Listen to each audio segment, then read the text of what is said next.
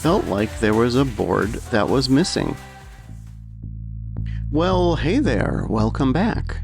What's your vision? So here's a question. Have you ever used a vision board? A vision board is typically a physical place, almost like a bulletin board. It's usually something larger than a sheet of paper that people place pictures, words, and inspiration. It's something that they create that they can look at and it inspires them. It's their vision of the future. It's the house they want to live in. It's the relationship they want to have. It's the success that they want to gain. And it evolves. In the olden days, people would essentially cut pictures out of magazines, nice glossy pictures that they would then place on this board with a pin.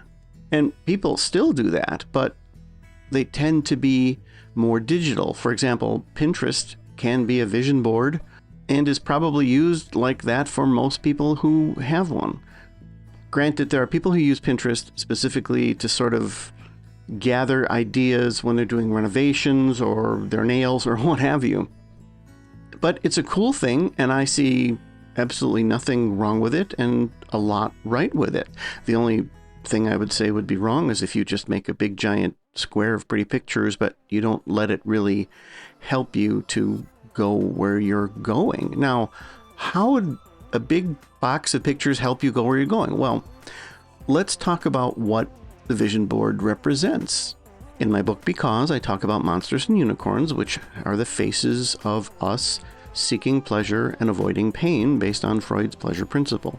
So when you're looking at a vision board, you're essentially looking at a whole bunch of unicorns saying, doesn't it feel good to imagine yourself in this house, to imagine yourself in this relationship? I mean, they're all good feelings.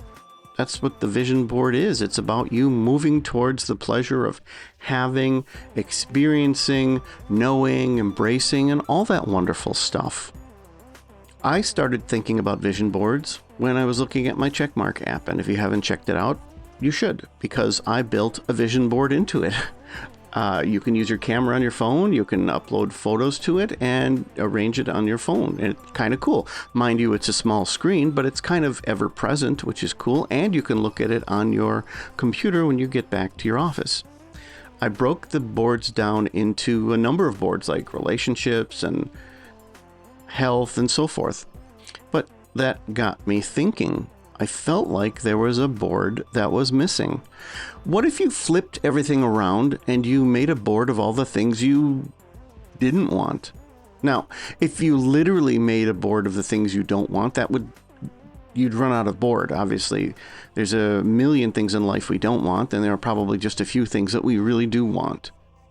But what if the things we don't want are sometimes the things we have, right? Like if you're in a job that you really don't like, well, that's something you'd put on that special board, and let's call it an anti-vision board, right? It's not my vision. People tend to move away from things that cause them pain. So if the vision boards are all populated by unicorns, then the anti-vision board is essentially driven by monsters, right? The monster of avoiding the pain of being in a house that's cramped, or in a neighborhood you don't want to be in, or in a dead-end job, or a lack of relationship, or a toxic relationship, or something that just isn't a good fit for you. So do you think an anti-vision board would be just as helpful as vision boards? Perhaps in some ways it would be more helpful. You see, a lot of the things that I've discovered when I think about monsters and unicorns is that a lot of them do have a flip side. If there's a unicorn pushing you towards pleasure, sometimes there's also a monster pushing you away from the pain of that. Not in all cases, but in some cases there's a distinct flip side, and they kind of hold hands and work together, as I say. So here's an example. If you're living in a house that's okay, you probably don't really have a monster saying, oh my God, this hurts. But you could have on your vision board a really large house or a house with a really nice yard so that your kids can run around. That's the unicorn saying, wow, that feels really good to have that. But there's no monster on the flip side saying, oh, I hate this house. But you could also be living in a house that you really don't like. It could have to do with the terms. It could have to do with the neighborhood has just gone down the tubes, what have you. So you have both. You have the monster saying, I don't like this. We need to get out of here. And the unicorn of saying, oh, so beautiful. This one is really nice. You see how there is actually a difference. If you've heard the episode Waking Up to a Monster, you know that it's not a great place to be in if you wake up every day and your entire day is motivated by avoiding pain. It's not really how we should be living, right? Some of us have to. A lot of us have to sometimes. A lot of us get into that area of life. It's a funk, or it's the chasm of life that we hope to claw our way out of. So if that's the case, do we really want a vision board that's telling us all the things that are bad in our life? Well, yes, because it's voluntary. You may find an anti-vision board more motivating than a vision board. It also acts as a supplement to the vision board to sort of clarify what it is you're actually looking for. Because you might say, well, look, I don't want a giant house.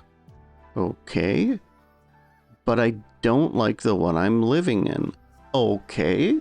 So you wouldn't have a big giant house on your vision board, but you might have a picture of your existing house or the parts of your house that you really don't like on your anti-vision board.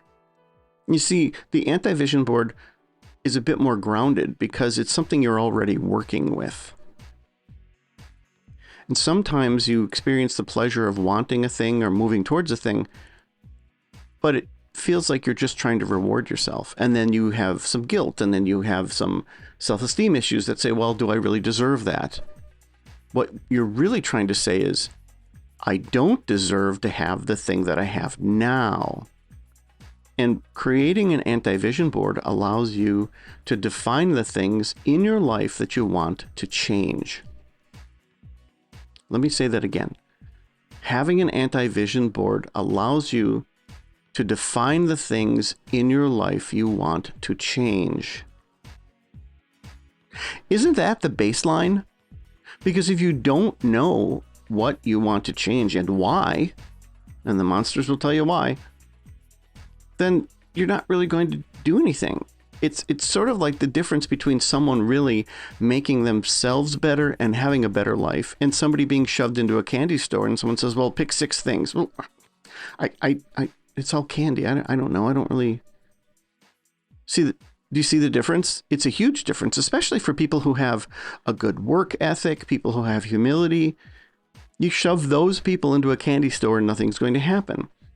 But if you allow them to say, well, here are the things I would like to change, well, now we are going to make progress. So I would ask you a few things. Have you ever considered a vision board? Have you ever considered an anti-vision board? What would be on your vision board? What would be on your anti-vision board? If you're using the Checkmark app, you can actually activate the vision board, which includes an anti-vision board, which means you can literally flip to the anti-vision board, walk somewhere in your house or somewhere, and just snap a photo and go, yeah, that's the thing I want to change. And you carry that with you, and it's on your screen too. Or you can be traditional and just put it up on your bulletin board or what have you. But I would suggest trying that. At least to yourself, answer the questions I just asked, because it's really kind of a cool, fascinating thing. And I hope you enjoyed this, and take care of you. Thank you for listening. Living life every day, late at night, not okay. All I want, and I pray, all I need are some better days. Thank you for listening. As always, go to markbradford.org to see all my author-related things. Go to Alchemy for Life to see coaching, speaking, writing, and this podcast.